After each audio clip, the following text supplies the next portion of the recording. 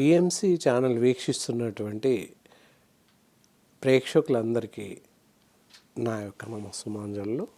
నా పేరు doctor D Balakrishnan, Ayurveda వైద్యరత్న, Shri Kaushik Ayurveda వైద్య నిలయం, దిల్సుఖ్నగర్, హైదరాబాద్ నుండి మాట్లాడుతున్నాను.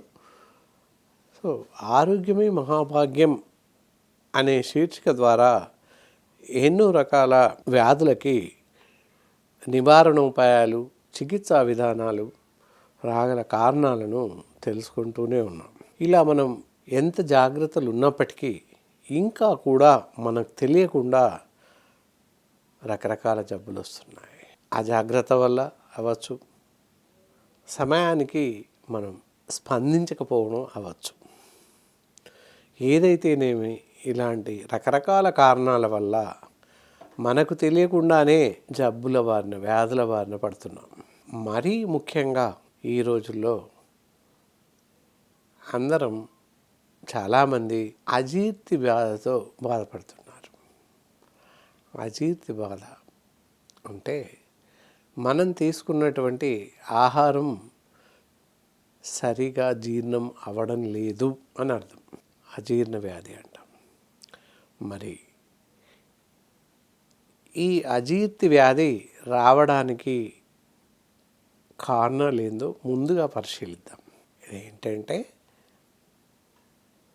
వేళకి మనం నిద్రించకపోవడం,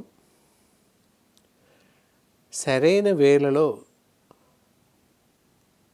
సమతుల ఆహారం భుజించకపోవడం, ఈ రెండూ కారణాలే. సమయానుకూలంగా భోజనం చేయాలి. అలా అని మితిమీరిన ఆహారం భుజించడం శ్రేయస్కరం కాదు. అలాగే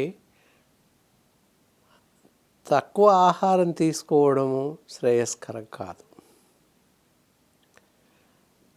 కాబట్టి మన శరీర పోషణ కోసం, మన శరీర సామర్థ్యం కోసం మనం పనిచేయగలిగిన వీలున్నంత ఆహారాన్ని మాత్రమే తీసుకోవాల్సిన అవసరం ఉంటుంది. ఇది మనిషికి ఆహారం తీసుకోవడంలో తేడాలు ఉంటాయి. ఎందుకంటే వారి వయసు ప్రభావం అవ్వచ్చు, లేదా వాళ్ళ శారీరక స్థితి అవ్వచ్చు, అలాగే వాళ్ళ రోగ నిరోధక శక్తి పైన ఆధారపడి ఉంటుంది. అలాగే వాళ్ళు చేస్తున్నటువంటి పని ప్రభావం వల్ల కూడా ఆహారం తీసుకోవడంలో తేడాలు ఉంటాయి. ఎవరికి ఎంత అవసరమైతే ఆహారం ఉంటుందో అంత ఆహారం తప్పకుండా తీసుకోవాలి.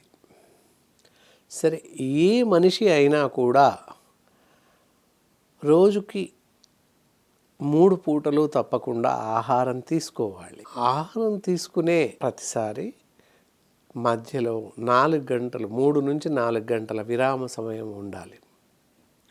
అలా తీసుకున్నట్లయితే మనం భుజించినటువంటి ఆహారం పూర్తిగా జీర్ణం అవ్వడానికి అవకాశం ఉంటుంది. భోజనంతో పాటు సరిపోయేంత మంచినీటిని సేవించాల్సిన అవసరం ఉంటుంది. ఉదయం కానీ, మధ్యాహ్నం కానీ భోజనం చేసిన తర్వాత నీటిని సేవించాలి. ఉదయం ఉపాహారం టిఫిన్ చేశాక ఒక అరగంట వరకు నీటిని తాగకూడదు. టిఫిన్ చేస్తున్నప్పుడు నీటిని తాగకూడదు. లేవగానే 1-2 గ్లాసుల వరకు నీళ్ళు తాగొచ్చు. టిఫిన్ చేసినాక అరగంట తర్వాత నీటిని సేవించాల్సిన అవసరం ఉంటుంది. అప్పటి నుండి భోజన విరామ సమయం అంటే లంచ్ అవర్ వరకు 12 నుంచి 2 గంటల వరకు, 3 గంటల వరకు మధ్యాహ్నం భోజనం చేసే అవకాశం ఉంటుంది. ఈ మధ్యకాలంలో మధ్య అరగంట, గంటకి గ్లాస్ చొప్పున నీటిని తాగండి. మరి భోజనం చేస్తున్న సమయంలో నీటిని తాగకూడదు. భోజనం పూర్తిగా ముగించినాక గంట నుండి నీటిని సేవించండి. అలా సాయంత్రం 4-5 గంటల వరకు నీటిని సేవిస్తూ వెళ్ళండి, గంటకి. ఆ తర్వాత సాయంత్రం వీలైనట్లయితే మజ్జిగ లేదా ఏదైనా స్నాక్స్, టీ తీసుకోండి. మళ్ళీ అప్పటి నుండి రాత్రి 8 నుంచి 9:30 లోపు రాత్రి భోజనం ముగించాలి. రాత్రి భోజనం అయ్యాక గంట తర్వాత నీటిని సేవించండి. ఆ మధ్యకాలంలో ఏవైనా మందులు సేవిస్తున్న వాళ్ళు ఉన్నట్లయితే నీటితో పాటు మందులను సేవించవచ్చు. ఇంకా ఆ తర్వాత రాత్రి భోజనం అయిన పిదప ఒక 10 నుంచి 20 నిమిషాల పాటు మామూలుగా తప్పనిసరిగా నడవాల్సిన అవసరం ఉంటుంది. అలా నడవడం వల్ల మనం తీసుకున్న ఆహారం పూర్తిగా జీర్ణాశయంలోకి చేరే అవకాశం ఉంది. అలా లేనిచో మనం తీసుకున్న ఆహారం గొంతులోనే ఉండిపోయే ప్రమాదం ఉంది. దానివల్ల మనం తీసుకున్న ఆహారం గొంతులోకి రావడం, నీరు రావడం, పుల్లటి త్రేనుపులు రావడం సంభవిస్తాయి. అలా గొంతులో పూత వచ్చే అవకాశం కూడా ఉంటుంది. రాత్రి భోజనం చేసిన తర్వాత కానీ, మధ్యాహ్నం భోజనం చేసిన తర్వాత కానీ ఒక 10 నిమిషాలు తప్పకుండా నడవాల్సిన అవసరం ఉంటుంది. ఆ తర్వాత నిద్రకు ఉపక్రమించండి. తప్పనిసరిగా ప్రతి మనిషి ఈ విధంగా భోజనం చేస్తూ రాత్రి 9:30, 10కి తప్పనిసరిగా 10 గంటలకు నిద్రించాల్సిన అవసరం ఉంటుంది. అలా నిద్రించినట్లయితే ఈ అజీర్ణ వ్యాధి రాకుండా ఉంటుంది. మనం తీసుకున్న ఆహారం తేలిగ్గా జీర్ణమవుతుంది. మళ్ళీ ఉదయం 6 గంటల లోపు నిద్ర లేవండి. ఇలాంటి జాగ్రత్తలన్నీ పాటిస్తూ ఉంటే అజీర్ణ వ్యాధి రాదు. ఇంకా రావడానికి కారణాలు అని లెక్కేస్తే మితిమీరిన కారం, ఉప్పు ఎక్కువగా భుజించడం, మసాలా దినుసులు ఎక్కువగా తీసుకోవడం, అలాగే బయట డీప్ ఫ్రైస్ లేదా నూడిల్స్ ఇలాంటివి, కేక్స్, పిజ్జాస్, బర్గర్స్ ఇలాంటివి భుజించడం వల్ల అజీర్తి వచ్చే అవకాశం ఉంది. మనం భోజనం చేసే ముందు కానీ, రాత్రి అయినా మధ్యాహ్నం అయినా ఎప్పుడైనా భోజనానికి ముందుగా ఆకలేస్తుందని ఏదో ఒకటి తినడం వల్ల భోజన సమయంలో భోజనం సరిగ్గా చేయలేకపోతాం. దానివల్ల అజీర్తి వ్యాధి ఎక్కువగా వచ్చే అవకాశాలు ఉన్నాయి. కాబట్టి భోజనానికి గంట ముందు నుంచి ఎలాంటి ఆహార పదార్థాలు తినకూడదు. అలా తిన్నట్లయితే భోజనం సమయంలో మనకు సరిపడేంత భోజనాన్ని చేయలేకపోతాము. మరి భోజనం ముగించాక గంటన్నర తర్వాత మళ్ళీ ఆకలి వేయడం, దానివల్ల ఏదో ఒకటి మనం తినడం జరుగుతుంది. దాంతో అసంబద్ధమైనటువంటి ఆహారం తీసుకుంటాం కనుక అజీర్తి జబ్బు కలుగుతుంది. అలా రోజులో 3 సార్లు భోజనం చేయడం, విరామ సమయం కేటాయిస్తూ సమయానుకూలంగా భోజించినట్లయితే ఈ అజీర్తి వ్యాధి కలగకుండా ఉంటుంది. ఇవి రావడానికి కారణాలు అంటే ఇందాక చెప్పుకున్నట్లు అసంబద్ధమైనటువంటి ఆహార పదార్థాలు తినకూడదు. సమయాలు లేకుండా ఎప్పుడు గుర్తొస్తే అప్పుడు ఏదో ఒకటి తినడం చేయకూడదు. కొంతమంది గంటకి ఏదో ఒకటి తింటూనే ఉంటారు. అలా తినడం వల్ల పూర్తిగా అజీర్తి వ్యాధి ప్రబలే అవకాశం ఉంది. దానితో పుల్లని త్రేన్పులు రావడం, కడుపు ఉబ్బరం ఇలాంటివి సంభవిస్తాయి. మలబద్ధకం ఏర్పడుతుంది. మలబద్ధకం ఏర్పడితే కూడా అజీర్ణ వ్యాధి ఎక్కువ అవుతుంది. దానివల్ల ఇతరత్రా సమస్యలు వస్తుంటాయి. కాబట్టి వేళలు పాటిస్తూ సమయానికి భోజనం చేయండి. విరామ సమయం భోజనానికి 3 నుంచి 4 గంటల విరామ సమయం తప్పకుండా ఉండేలా చూసుకోండి. ఇలా చేసినట్లయితే అజీర్తి వ్యాధి మీ దరిదాపుల్లోకి రాదు. భోజనం ముగించిన ప్రతిసారి చివరిలో కాస్త సోంపు, అంటే అందరికీ తెలుసు, సోంపు మాత్రం ఒక 1/2 స్పూన్ వరకు తిన్నట్లయితే మనం తీసుకున్నటువంటి ఆహారం తేలిగ్గా జీర్ణమయ్యే అవకాశం ఉంది. అంతేకాని వక్కపొళ్ళు అలాంటివి తినకూడదు. ఎందువల్లనంటే వక్కపొళ్ళకి వాటికి పూర్తిగా రసాయనాలు కలపబడి ఉంటాయి. కాబట్టి దానివల్ల చాలా నష్టం కలుగుతుంది జీర్ణాశయానికి. కాబట్టి ఎలాంటి వక్కపొళ్ళు సేవించకూడదు. కాళీ సోంపు మాత్రం తినవచ్చు. తినడం వల్ల చాలా ప్రయోజనం కూడా ఉంది. అంతేకాక సాయంత్రం వేళల్లో లైమ్ జ్యూస్, నిమ్మరసం తాగడం వల్ల కూడా మనం తీసుకున్న ఆహారం తప్పకుండా జీర్ణమవుతుంది. ఇంకా రాత్రి వేళల్లో భోజనం తీసుకున్నప్పుడు కాస్త కడుపు ఖాళీగా ఉంచాలి.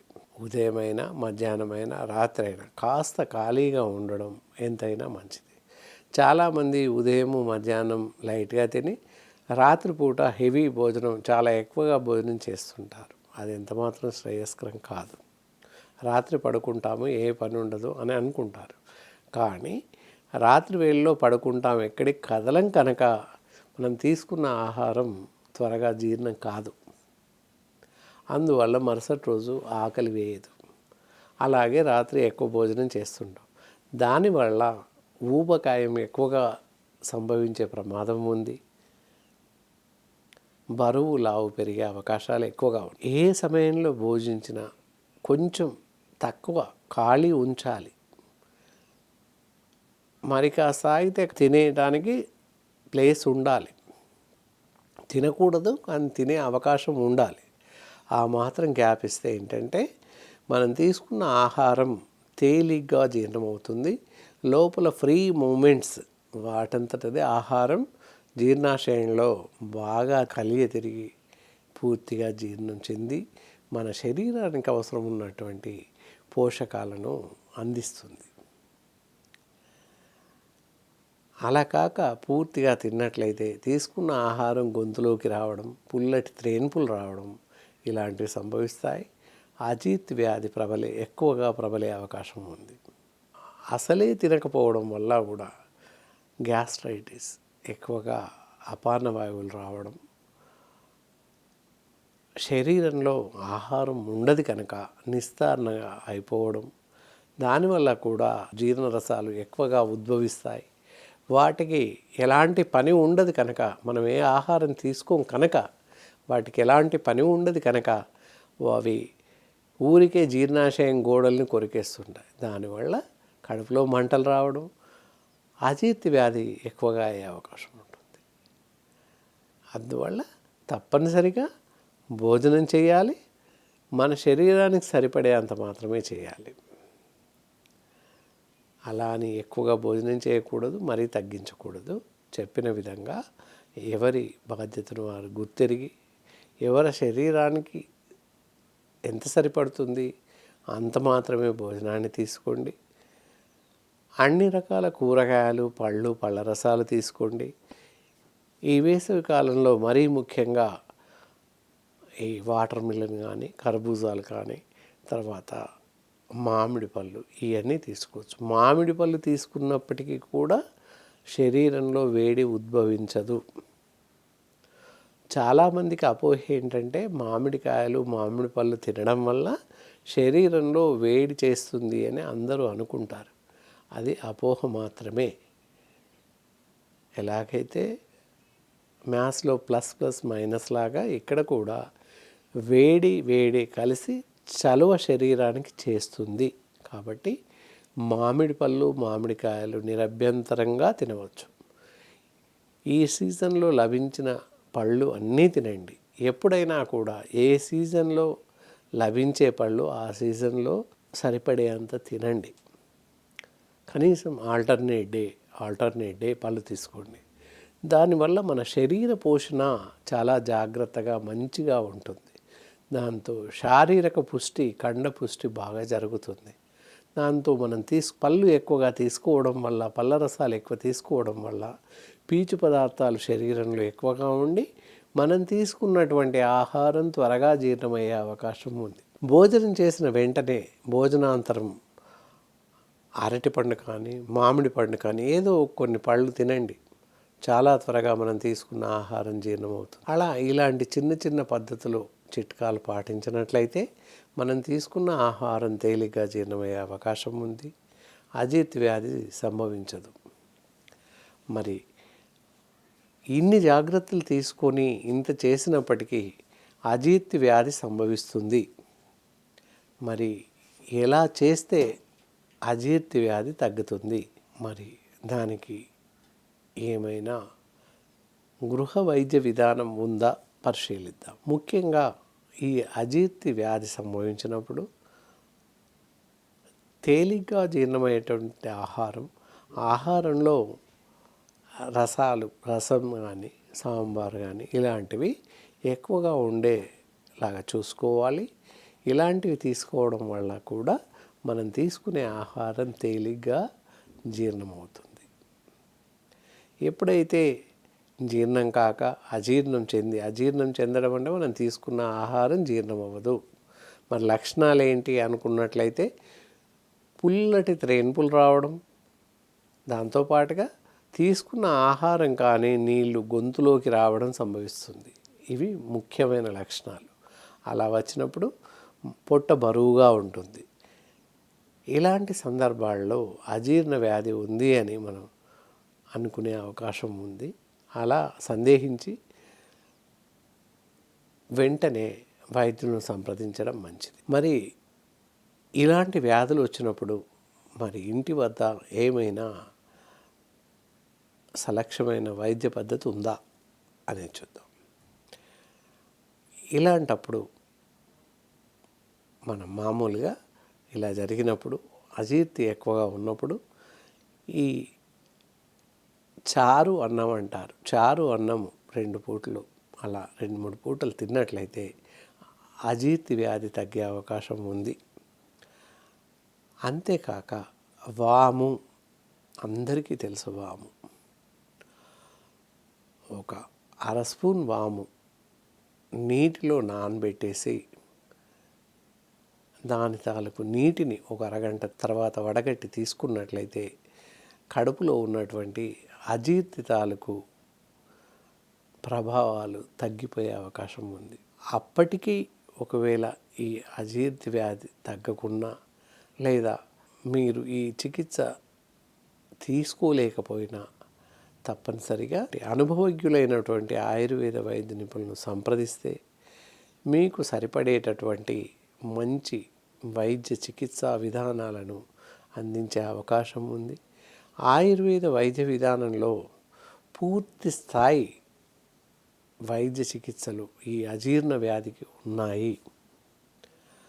ఏమాత్రం అలక్ష్యం చేయకుండా త్వరపడి ఈ వ్యాధి బారి నుండి బయటపడండి. అశ్రద్ధ అలక్ష్యం చేసినట్లయితే ఈ అజీర్ణ వ్యాధి రూపాంతరం చెంది అల్సర్గా మారొచ్చు, లేదా వ్రణాలుగా మారి భవిష్యత్తులో క్యాన్సర్గా రూపాంతరం చెందే అవకాశం కూడా ఉంది. కాబట్టి ఎప్పుడైతే అజీర్ణ వ్యాధి ఉందో దాన్ని తేలిగ్గా తీసుకోకుండా తప్పనిసరిగా వైద్యులను సంప్రదించి వారి సలహా మేరకి తప్పనిసరిగా పూర్తి స్థాయి వైద్య చికిత్స తీసుకొని మీ సమస్యల బారి నుండి బయటపడతారని ఆశిస్తూ సెలవు తీసుకుంటున్నాను.